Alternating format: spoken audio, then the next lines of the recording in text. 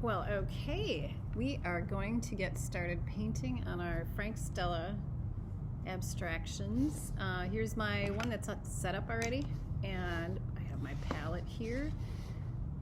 You should have made a color wheel already, and I have a scrap of paper here because I'm going to play with some analogous colors that I want to use. I also have two brushes. I have my number 10 royal brush, and I have a water cup up here in the corner that you can barely see. Let's see if I can go any higher with this. Okay. That's a little better. Straighten everybody out. So, you are mostly going to be using analogous colors. And it's also always good to use the biggest brush that you can handle. My tape is still on here. It's going to be on there for most of this. Here is my palette box. Here is my water.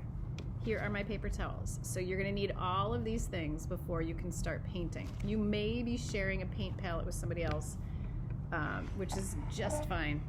Now, in the making of your color wheel, you should have seen how to do what I call feathering your paint, which means that you are not creating a whole new pile of paint. You are pulling little bits of paint out.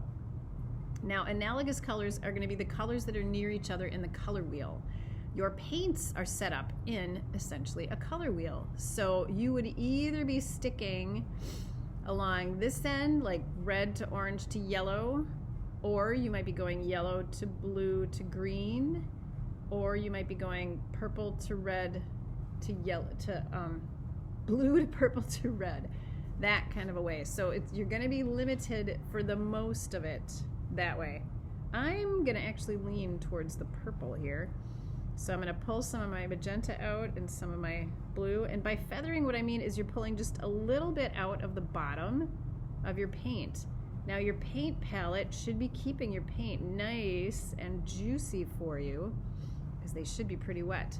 So I'm going to start painting because I just can't wait. So I'm going to pick some areas like here. Is my head in the way? Nope, good. Yours is going to look a little bit different than this. I have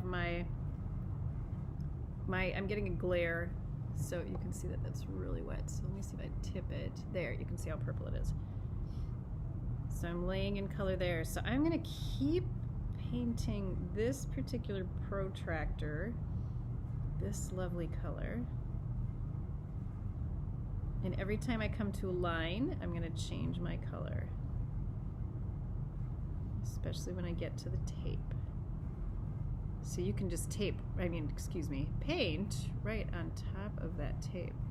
So for this particular part of the protractor, I used all the same color. I'm now going to jump over here and add some more white to the magenta, and I'm going to go this light and paint this other part of this protractor. So basically what you're doing, and be as neat as you can. I think you can see how I'm using the brush. With a bright brush, you have a sharp edge on the tips of your bristles. So if you press your brush down and hold it carefully. Did I not trace? What is that line there from? I don't know what that's from. Oh, that's my X. Okay. Look at me figuring things out on screen. Isn't that great? Also, look what else you can do. You can turn it around. The straight edge of the bristles is going to give you always your straightest edges. So you can kind of see how I pulled that. And then I'm going to pull it over here. Oop, I'm getting my head in the way again. Sorry, kids. Now I don't like this edge, so I want to make this a little bit neater along here. You will be getting credit for, remember, these are hard-edged paintings, so we want your edges to be as hard as possible. So I'm continuing to stop whenever I get to a pencil line, but I'm continuing to try to paint this particular protractor. Let's see, where else can I hit it? I think I can get it, right here, as it comes through this one. So I got that much. Now what color should I put where these two mix? Let's go with a little bit more blue. So every time you pick a new area, you want to kind of make a new color. So I'm adding more blue to this one. So it's a little bit more purple. So your differences out here are all going to be subtle, as in they're not going to be super obvious.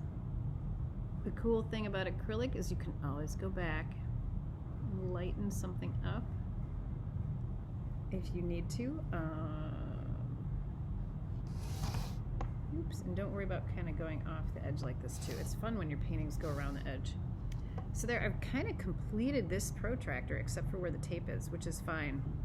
And this one, can't do that. Okay, I'm gonna go and make another color over here. Oh look, if I just add white, that's another color altogether. Let's do that, and I'll finish painting this one with this color.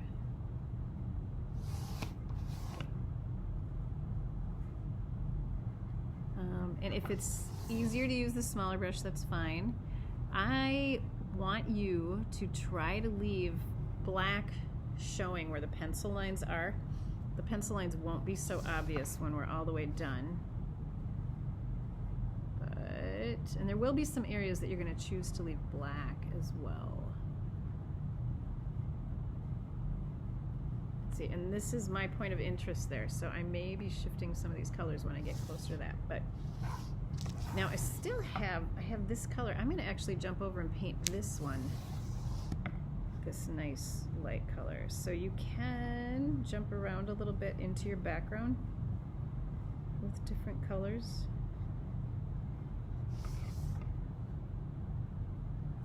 And remember when we did the feathers, if you go around your outer edges first, oops, sorry, I don't mean to keep sticking my head in the way. But this does really help too, to be able to move your palette. But get your edges as neat as you can. All right, I'm gonna stop there so that I can give you guys some working time. And then we'll continue.